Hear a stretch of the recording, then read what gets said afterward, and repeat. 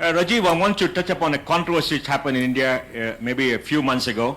It's about Wendy Doniger. When Batra filed a case against Wendy Doniger and Penguin voluntarily withdrew and pulped the books, and the books are available, why was such a furor in this country to say the suppression of freedom of speech, India is turning right, is becoming a Hindu republic? Why was this kind of a adverse reaction when the constitution, the basic founding document of this republic, promises freedom to everybody? Yes. Nobody can take away those freedoms. And if you are very conscious about the freedom, you can go to the Supreme Court, and Supreme Court will protect the freedom of expression. It's been done in countless cases. Right. But why was there such much angst against India? And the whole country seemed to be abused because a publisher withdrew a book because of a fight. Yeah, so this is a good issue. In fact, the latest issue of Foreign Affairs, which is a very prestigious international affairs magazine that comes out of the US, read by all the thinkers, the latest issue has an article by Ananya Vajpayee, who's a student of Sheldon Pollock, basically talking about this Wendy Doniger thing, and it's all, right-wing Hindus and whatnot, bring Modi into it. I mean, Modi had nothing to do with Wendy Doniger, but everything wrong is sort of named on Hindus and Modi, this sort of thing.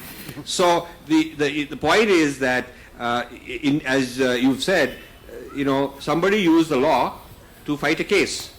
And the law of the land is the law of the land. And if you don't like it, you can appeal, you can go somewhere else. Nobody asked, nobody pressured with a gun on their head that the publisher had to do this. The publisher made a business decision to do it.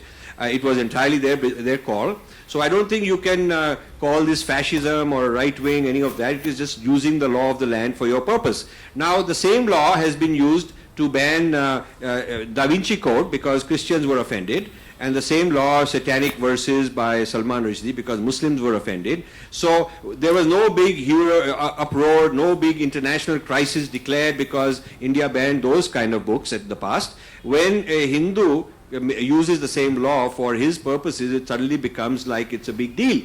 So I think there's a double standard that Hindus are somehow not entitled to the same rights and the same protection that that other people are. Now I must say that I take some responsibility for starting this whole Wendy Doniger thing.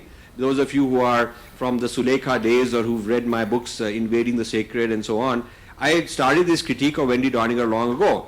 I didn't ask for a book to be banned. I didn't ask for any pulping. I basically said I want my response to be heard. So I responded her books with my books, and created a huge, many of you are here because from that day onwards, a lot of mobilization, a lot of awareness was created. And I was concerned that this Freudianization, Freudian sexualization of Hindu deities, goddess, symbols, claiming that Ramakrishna and Vivekananda had a homosexual affair and Ramakrishna sexually abused Vivekananda, all this kind of nonsense by imposing some Freudian way of interpreting things. And so much vulgarity also in some of those interpretations, which I bring out in that book.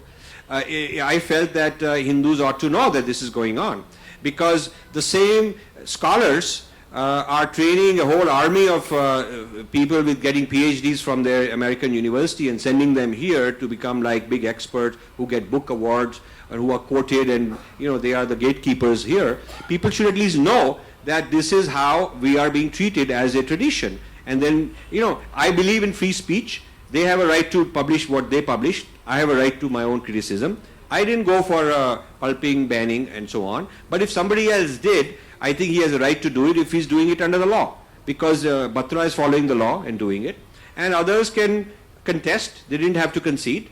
So there's no right-wing conspiracy going on. It's just people following the law and using their rights.